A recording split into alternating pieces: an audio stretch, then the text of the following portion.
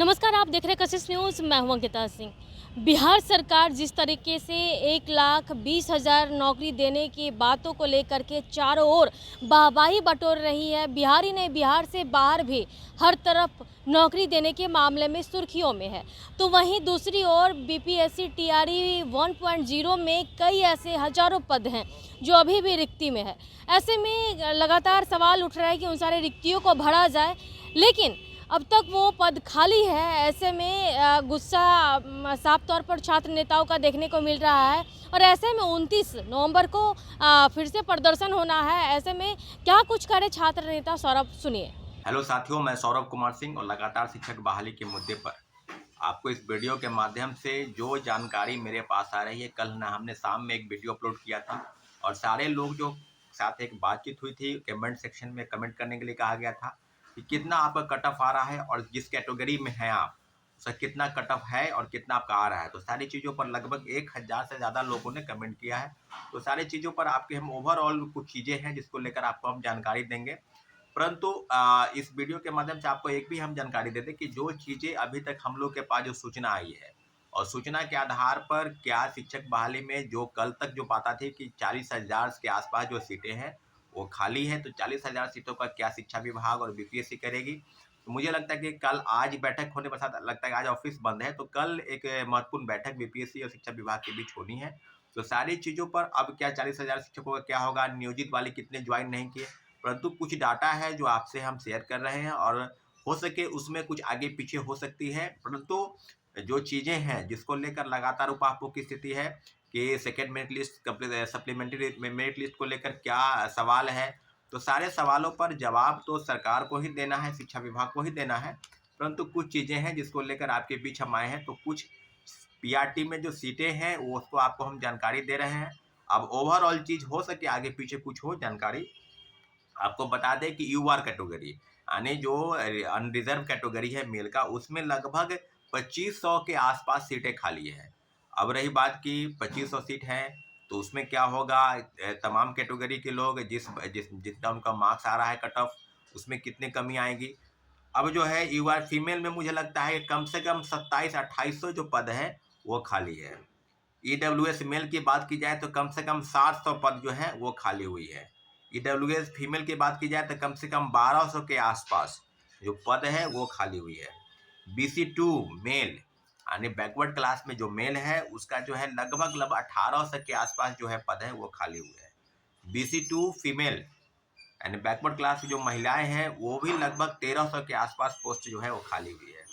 BCL उसमें भी लगभग 550 के आसपास पद जो है वो खाली है। अगर ईबीसी एक्सट्रीमली बैकवर्ड क्लास की अगर मेल की बात की जाए तो बहुत ज़्यादा पद है इसमें खाली हैं। वो लगभग 3300 के आसपास, यानी आप समझ सकते हैं कि अत्यंत पिछड़ा वर्ग के जो मेल है कैंडिडेट उसकी संख्या लगभग 3260।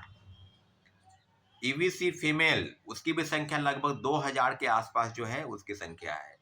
आप अनुसूचित जाति में अगर पुरुष वर्ग की बात करेंगे तो लगभग 2000 के आसपास पद जो है खाली है और अनुसूचित जनजाति में फीमेल उसकी भी संख्या जो है वो है लगभग 500 के आसपास खाली है।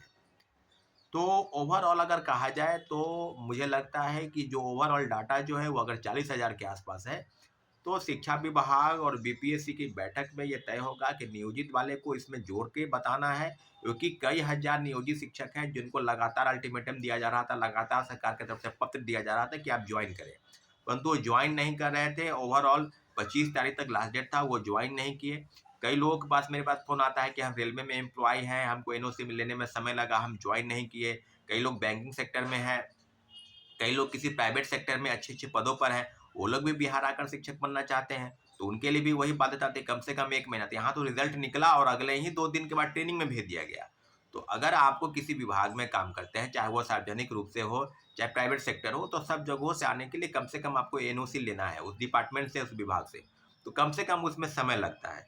तो सारी चीज़ों पर जो अवगत आपको करा दे उसमें कि कम से कम 1 महीना का समय। और यहाँ पे ये है कमेंट सेक्शन कम से कम 1,000 से ज़्यादा लोगों ने कमेंट किया है, कल आपको बता दें। कई लोग बता रहे हैं कि सेकेंड मेरिट लिस्ट जारी होनी चाहिए, 40,000 खाली हुआ है, सीट जल्दी रिजर्व करें, सीट बचाने के फिराक में है, आंदोलन शुरू किया जाए। हाँ, सभी दिव्यांग कोटा के लिए छात्रों को आंदोलन में रहना चाहिए। आपको बता दें कि दिव्यांग के साथियों के साथ हम लोग ने भी प्रोटेस्ट किया था। उनका कट ऑफ न पता था, न मार्क्स जारी किया गया था। तो सारी चीज़ों पर ये आया है, सेकेंड मेरिट जारी होनी चाहिए। नियोजित के 3 बार फेल होने पर उनके बर्खास्त करने का आधा नियम है, बिल्कुल सही है कि बिहार विशिष्ट नियमावली के तहत उनका है नियम है। कोई अमर राज बता रहे हैं कि नियोजित वाले को है, अगर आप पास 3 बार में नहीं करते हैं तो आप उस जिस सेवा में हैं, उस सेवा से आपको सेवा मुक्त किया जाएगा, यही नियम है। दूसरा है कि 2-4 नंबर से जिसका छूट रहा है, मौका मिलना चाहिए या नहीं मिलना चाहिए, या उसका कोर्ट के नसारती, आप कोर्ट जाएंगे, ये आपका फैसला होगा। लेकिन मुझे लगता है कि अगर संख्या 20,000 के आसपास होगी तो 4-5 नंबर तक वाले जो है वो आ सकते हैं। सप्लीमेंट्री रिजल्ट का चोरी नहीं होना चाहिए। Second merit list by 20,000 plus है, बिल्कुल सही है। दिसंबर फर्स्ट वीक में सेकेंड मेरिट आना चाहिए सर जी। आपको बता दें कि अगर 30 तक अगर सारे डाटा आ जाए, जैसे कि आपको हम बताएं ओवरऑल डाटा जो अभी आपको हम बताएं विभिन्न कैटेगरी का, तो डाटा हो सके उसमें बढ़े या कमे, लेकिन ओवरऑल डाटा जो पीआरटी को लेकर है 1 to 5 में, उसमें डाटा लगभग वही रहेगा। अभी जो चीज़ें हैं कि 40,000 सीट पर रिजल्ट अगर नहीं हो तो आंदोलन करना होगा, 5 नंबर वाले पटना चले। ठीक है भाई, आप कीजिए। आंकड़ों का खेल चल रहा है। ओबीसी मेल में 57 है कंप्यूटर साइंस। ये कोई बंटी जी हैं, उनका डेट ऑफ बर्थ 2/1/98 है। उनका कहना है कि मेरा होगा या नहीं होगा। तो अब ये बात है कि क्या किया जाए। एक है ललितेश्वर, वो बीसी कैटेगरी में है, सेकेंडरी साइंस में है। मेरा स्कोर 44 है और कट ऑफ जो है 45 गया है। तो आप जान लीजिए कि आपका मात्र 1 नंबर कम है। हो सके डेट ऑफ बर्थ को लेकर कुछ बातें हो, परंतु आपके होने के चांस पूरे हैं। एक लक्की करके कोई ईवीसी मेल है, 54 है, डेट ऑफ बर्थ 98।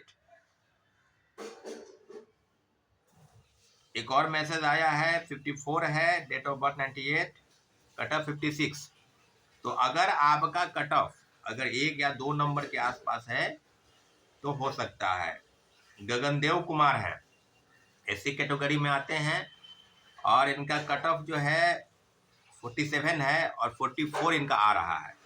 तो आप वेट कीजिए, लगभग 3 नंबर आपका कम है तो आपका हो सकता है ना।